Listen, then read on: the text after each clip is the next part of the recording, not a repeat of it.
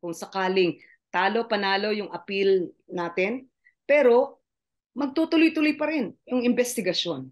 Magtutuloy-tuloy pa rin ang investigasyon ng ICC.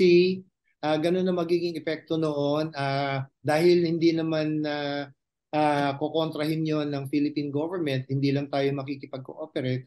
Kaya chances are yung mga data or information or evidence na makukuha nila, basically one-sided yan.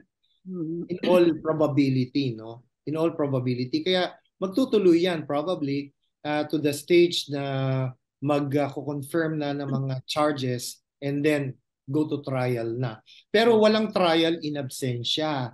So in other words, walang mangyayaring paglilitis hanggat hindi mo nakukuha yung person of the accused. Kasi yung trial niyan doon sa Netherlands gagawin sa dahig.